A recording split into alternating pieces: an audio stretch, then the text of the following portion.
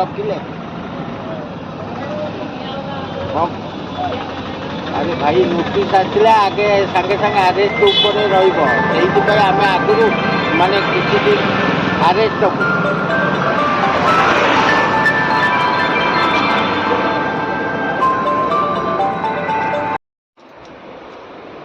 तो एबे आसिक पहुँचली घरे। आज तो दिन सारा पूरा बाहर कटिगला। एबे आसिक पहुँचली चेंज कर बसी।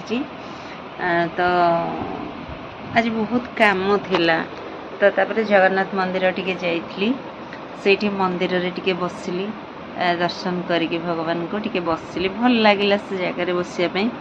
हठात देखे तो जड़े भौणी साड़ू आसुंदी माने बहुत बड़ गोड़ तांकर होइची पादटा चली पारना भारी कष्ट आसुचंदी। से आसिके सेठी टिके बसिले से पहाचरे। मुझे हठात पचारि कि तमें एमती चली पारन कौन है से मते कहले कि हाँ एमती गोड़टा होइची। से मते जमा जणौ नथिले गोड़टा एमती होइची केमती होइची। से कहले एमती एमती होइकरी गोड़टा होइची। मु तांको कहली कि आपण डाक्तर को देखी नांती। से कहले कि नाई। मु कहली एते बड़ गोड़ हो गलानी एते कष्ट पाइले आपण एपर्यंत डॉक्टर को देखे नांती ना नाई। तापर मु कहली कहीं देखे नांती माने पेन से सही पार बसी भी पार नथिले मो संगे ठीक से कथा भी हो पार नथिले किंतु मु जानी पारुथली तांको गोड़रे केते पेन। देखो मु तांको गोटे एग्जांपल देली बुझेली जेते बेले टिके पेन हैला से जानी थिबे चलंतु से समय से भाभी थिबे कि हाँ ठीक ही जीवो आपे। जिते बेले ताठू ऊपर को पेनटा बढ़िला सेते बेले भी तो से डॉक्टर को देखि पारि थांदे। जिते बेले आज एई स्टेज रे पहुंची गलानी सेते बेले से देखैचंती लास्ट स्टेज रे से डॉक्टर को देखैचंती। तांको डाक्टर कहि देइचंती कि एटा हेई परिबनी बाहर को पठैचंती आउ सेटा कैंसर बोली कहले तांको। मु तांको से जगह बुझिले सब सुनला पर मु कहली कहीं आपण जिते बेले गोड़टा आपणकर माड़ बसला किछि पड़ी गला गोड़रे आपण तो जानी थिबे ना जिते बेले अल्प पेन हैला सेते बेले आपण हम भाबिथिले कि आपे ठीक ही जीवो ठीक अछि। सेते बेले नहला नाही जिते बेले ताठू अधिक जंत्रणा आपण पाइले सेते बेले भी हेई पारि थांदा आपण डॉक्टर को देखै पारि थांदे ना नाई। मु देखिली मु न देखैबार कारण ना नाई हजबैंड टिके भल नाहांती आउ से रागरे देखैलेनी। मु कहली मते कहू नाहांती आउ हजबैंड भल नाहांती माने हाँ सब मारपिट करती बहुत खराब भाषा बहुत खराब ना दियंती बहुत खराब कथा कहती से गोटे अभिमान रे कष्ट पैसा पत्र अभाव रे मु डॉक्टर को देखै नथिली। मु से जगह बुझेली मु कहली देखंतु एते खराब लोक को जदि आपण लाइफ रे आपण बर्दाश्त करिसंती जदि आपण को एभली ना दौथिबा सजौथिबा मारुथिबा एभली आपण द्वारा कार्य करौथिबा लोक को जदि आपण बर्दाश्त करि पारिले ताहले आपण को गोड़े जो बथटी हेची ताको जदि आपण ठीक से बथटा को सेमती आपण को देहर बोली भाबी थांते निजर भाबी थांते आपण को देहटा को ताहले आपण डॉक्टर को देखै थांते।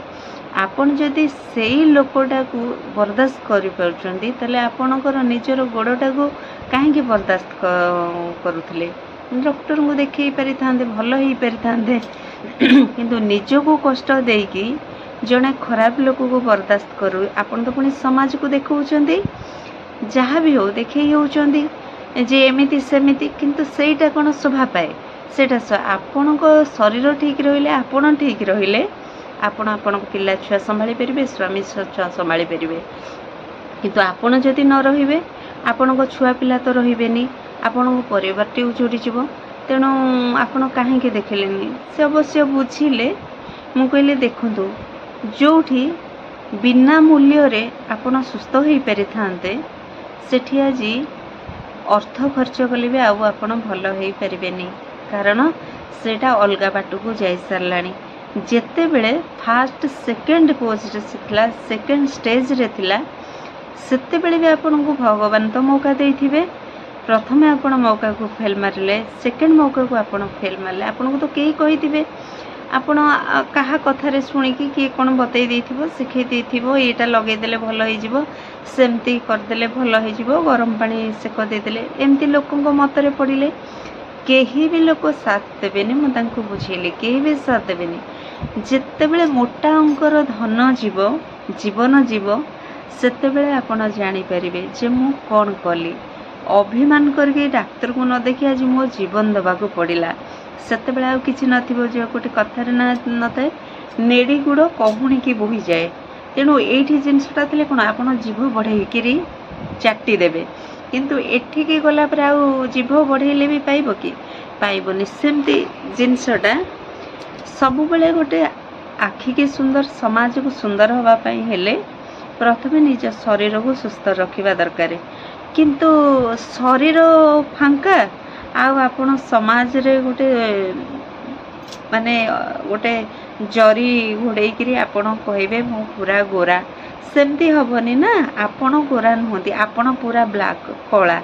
ତେଣୁ ଆପଣ ସେଥିରେ ଗୋଟେ ମାରିଦେଲେ କିଛି ପାଉଡ଼ର, ସେ କ'ଣ ଧଳା ହେଇଯିବ କି? ଯେଉଁଟା ଆପଣଙ୍କର ଷ୍ଟାମ୍ପ ବାଜି ଯାଇଛି, ଯେ ସେ ଷ୍ଟାମ୍ପଟା ଆଉ କ'ଣ ଆପଣ ଏମିତି ଦେଖି ହେଇଗଲେ ସେଇଟା ହେଇଯିବ? ଡକ୍ଟର ଅଲରେଡ଼ି ଲେଖି ସାରିଲେଣି ଏଇଟା କ୍ୟାନ୍ସର, ଆଉ ହେଇପାରିବ ନାହିଁ, ଏଇଟା ଲାଷ୍ଟ ଷ୍ଟେଜ୍ ବୋଲି କହିସାରିଲେଣି। ତେଣୁ ଆପଣ ତ ନିଜେ ନିଜେ ଲାଷ୍ଟ ଷ୍ଟେଜ୍କୁ ଯାଇଛନ୍ତି ନା।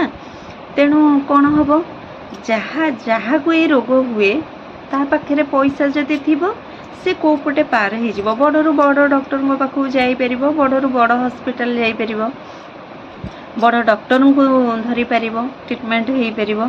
କିନ୍ତୁ ଆମ ସାଧାରଣ ଲୋକଙ୍କର କ'ଣ ହେବ, ଆମ ପାଖରେ ତ ପଇସା ନଥିବ। ଆମମାନେ ଯେତେବେଳେ ଖଟିକିରି ଝାଳ ବୁହାଇକି ପଇସା ଆଣିକି କୁଟୁମ୍ବ ପୋଷିବାକୁ ଯିବା ବେଳକୁ ସେଇ ପଇସାଟା ଯେତେବେଳେ ଥାର୍ଡ଼ ପାର୍ଟି ଖାଇବ, ସେତେବେଳେ କେମିତି ଲାଗିବ? ସେ ସମୟଟାକୁ ସେ ପୁଣି 1000, 2000, 5000, 10,000ର ତ କଥା ନୁହଁ, ଯେତେବେଳେ ମୋଟା ଅଙ୍କର ଟଙ୍କା ଲାଗେ। ଏଇଭଳିଆ ରୋଗରେ ବହୁତ ମୋଟା ଅଙ୍କର ଟଙ୍କା ଲାଗେ, ଆଉ ଗୋଟେ ଜୀବନ ବି ଚାଲିଯାଏ, ସ୍ପଲ୍ ହେଇଯାଏ, ଆଉ ସେ କିଛି ରହେନି। ତେଣୁ এইগুড়া କ'ଣ କି, ଯେଉଁମାନେ ପାଠଶାଠ ଶିକ୍ଷିତ ଲୋକ, ରେପୁଟେଡ଼ ଲୋକ, ସେମାନେ ଚିନ୍ତା କରିପାରନ୍ତି। ଯେଉଁମାନେ ପାଠଶାଠ ଟିକେ କମ୍, ଯେଉଁମାନେ ସେଇ ସବୁ ଜାଗାରେ ବସବାସ କରିବେ, ତ ସେମାନେ ଜାଣିପାରିବେନି। ସେ ଭଉଣୀ ଜଣଙ୍କୁ ମୁଁ ପଚାରିଲି କେଉଁଠୁ ଆସିଛ, ସେ ମୋତେ କହିଲେ, ମୁଁ ଦେଖିଲି ସେ ଯେଉଁ ଜାଗାର ନାଁ କହିଲେ, ତ ସେଇ ହିସାବରେ ତାଙ୍କ ଟ୍ରିଟମେଣ୍ଟଟା ସେ କରିନାହାନ୍ତି। ତେଣୁ ସିଏ ଟିକେ କ'ଣ କିଏ ଟିକେ ଇଏ କରିଦେଲେ, ସିଏ ଏଥିରେ ମାତୁଛନ୍ତି। କିନ୍ତୁ କଥା ହେଉଛି ସେଇଆ, ଯଦି ସମୟ ଭିତରେ ଆପଣ କୌଣସି ବି କାର୍ଯ୍ୟଟାକୁ ଆରମ୍ଭ କରିନେବେ, ବହୁତ ଭଲ ଭାବରେ ହେଇଯିବ। କିନ୍ତୁ ଅଯଥା ହସ୍ପିଟାଲକୁ ବାର ଦୌଡ଼ିବା, ବାର ଆପଣଙ୍କର ପ୍ରତ୍ୟେକ କାର୍ଯ୍ୟରେ ହ୍ୟାମ୍ପର ହେବା, ଆଉ ଆପଣଙ୍କର ଧନହାନି ହେବା, ଥାର୍ଡ଼ ପାର୍ଟି ଖାଇବା, ଆପଣଙ୍କର କିଛି ଲାଭ ହେବନି, ଜମାରୁ ବି ଲାଭ ହେବନି। କିନ୍ତୁ ଆପଣଙ୍କର ଲାଭର ପୁଞ୍ଜିଟା, ଆପଣଙ୍କ ଅର୍ଜିତ ଧନଟା ଅଲଗା ଲୋକ ନେଇଯିବେ ପେନ୍ରେ ଗାରେଇକି, କିନ୍ତୁ ଆପଣଙ୍କର ଜୀବନ ଯିବ, ଧନ ଯିବ, ଆଉ କିଛି ହେବନି। କିନ୍ତୁ ଆଖିକୁ ଗୋଟେ ଜିନିଷ ଭଲ ଆସିବା ଦରକାର, କାନକୁ ଗୋଟେ ଜିନିଷ ଭଲ ଆସିବା ଦରକାର। ଭଲ ଲାଗୁନି, ଦେଖିବାକୁ ଭଲ ଲାଗୁନି, କିନ୍ତୁ ଯେଉଁ ମିଛରେ ସେ ଦେଖାଉଛନ୍ତି ଆମେ ଏମିତି, କିନ୍ତୁ ସେମିତି ଆକ୍ଚୁଆଲି ନୁହଁ। ସେଇଟା ଜଣା, ଯେଉଁ କହନ୍ତିନି ନା, ସିଏ ଆଜି କାହିଁକି କହୁଛନ୍ତି ନା, ସମାଜଟା ପାଇଁକା ସେ ଆଜି କହୁଛନ୍ତି, କିନ୍ତୁ ସେ ତ ତାଙ୍କ ହଜବେଣ୍ଡ ରାସ୍ତାରେ ଗଡ଼ୁଛନ୍ତି, ଖରାପ ନାଁ ଦେଉଛନ୍ତି, ଖରାପ କଥା କହୁଛନ୍ତି, ମାନେ ସେ ଜିନିଷ ସବୁ ଅଲଗା ସେ କହିଲେ ନେଇକିରି ତାଙ୍କୁ ବହୁତ ଖରାପ ଚିନ୍ତାଧାରାରେ ଇଏ କରୁଛନ୍ତି। ଇଏ ତାଙ୍କୁ ସେଇଟାକୁ ସମାଜରେ ଇଏ କରୁଛନ୍ତି, ଅଭ୍ୟାସରେ ପରିଣତ ହେଇଗଲେଣି। କିନ୍ତୁ ଏଇ ଜିନିଷକୁ ବରଦାସ୍ତ କରି ହେଉଛି, ଏଇ ଜିନିଷକୁ। କିନ୍ତୁ ଯଦି ଘା ଟିକେ ଆପଣ ନିଜର ଭାବିଥାନ୍ତେ, ନିଜ ଶରୀରଟାକୁ ନିଜର ଭାବିଥାନ୍ତେ, ତାହେଲେ ଟ୍ରିଟମେଣ୍ଟ କରିପାରିଥାନ୍ତେ। କିନ୍ତୁ ଆପଣ ନିଜେ ତ ପ୍ରୁଭ୍ କରିଦେଉଛନ୍ତି ଯେ ଆପଣ ଆଉ ତା ଭିତରେ ଫରକ କ'ଣ। କିନ୍ତୁ ଆପଣ ଯେଉଁ ପ୍ରୁଭ୍ କଲେ, ଆପଣ ଆଉ ସେଇ ସାମ୍ନାର ଆପଣ ନିଜେ ପ୍ରୁଭ୍ କରିଦେଲେ। ଏମିତି ତାଙ୍କୁ ବୁଝେଇକିରି ମୁଁ ପଳେଇ ଆସିଲି। ମୁଁ ଜାଣିନି ସେ ଭଉଣୀ ଜଣକ ବୁଝିପାରିଥିବେ କି ନାହିଁ ମୋ କଥା। ଯଦି ବୁଝିପାରିଥିବେ ବି ଏବେ ଆଉ କିଛି ବି ହେଇପାରିବନି, ଆଉ ବୁଝିଲେ ବି କିଛି ହେଇପାରିବନି। ଯାହା ହେବ ବହୁତ ଖରାପ ହିଁ ହେବ। କାହିଁକିନା ଧନ ତ ନିଶ୍ଚୟ ଉଡ଼ିବ, ଆଉ ସେମିତି ଏମିତି ତ ହେଇପାରିବନି। କାରଣ ଯେତେବେଳେ ଆରମ୍ଭ ସେ ରୋଗଟି ଥିଲା ସେତେବେଳେ ହେଇପାରିଥାନ୍ତା, ଲାଷ୍ଟ ଷ୍ଟେଜ୍ ହେଲାଣି, ଡକ୍ଟର ମନା କରିସାରିଲେଣି ତ ଗୋଡ଼ ଟିକେ କାଟି ଦିଆଯିବ, ଏତ ଜୀବନ ଯିବ। ଦୁଇଟା ଜିନିଷ, ଗୋଡ଼ ନ ରହିଲେ ତ ସେ ବଞ୍ଚିବା ମରିବା ସାଙ୍ଗରେ ସମାନ, ତ ଏତେ ବାଟକୁ କାହିଁ ଯାଇଥାନ୍ତେ, ନିଜେ ଜାଣିବା ଦରକାର। ସେ ଖାଲି କହିଲେ କି ମୁଁ ଟିକେ ଇଏ ସିଏ ମୋତେ କହିଦେଲେ, ଏମିତି ସେମିତି କହିଦେଲେ, ଆଉ ଭଲ ହେଇଯିବ, ଗରମ ପାଣି ସେକ, ଏମିତି ଅଏଣ୍ଟମେଣ୍ଟ, ଏମିତି ଔଷଧ ଖାଇଦେଲେ, ମୁଁ ସେମିତି କରି କରି ଲୋକ ତାଙ୍କୁ ନେଇଗଲେ ମରଣ ମୁହଁକୁ, କିନ୍ତୁ ସେ ଜାଣିପାରୁନାହାନ୍ତି। ତେଣୁ ପାଠ ସାଠ ନାହିଁ, ସେ ଗୋଟେ ଶିକ୍ଷିତ ମଣିଷ ନୁହନ୍ତି, ପାଠ ସାଠ ନାହିଁ, ସେଇଭଳି ସେମିତି ଆଉ। ତେଣୁ ତାଙ୍କୁ ହିଁ କଷ୍ଟ ଭୋଗିବାକୁ ପଡ଼ିବ, ଆଉ କ'ଣ କରାଯିବ। ସେଥିପାଇଁ ଆଜିର ଭିଡ଼ିଓଟି ୟାରି ଉପରେ ଥିଲା। ଆମ ସମସ୍ତଙ୍କ ପାଇଁ ଏଇ କଥାଟି, ଆମ ସମସ୍ତଙ୍କ ପାଇଁ ଯେକୌଣସି ଜିନିଷ ହେଉଛି 100 ଥର ଚିନ୍ତା କରିବା ଦରକାର। ତାର କାହାର କଥା ନ ଶୁଣିକି ନିଜ କଥା, ନିଜ ରାସ୍ତାରେ ନିଜ କଥାରେ ଚାଲିଲେ ଭଲ ହେବ।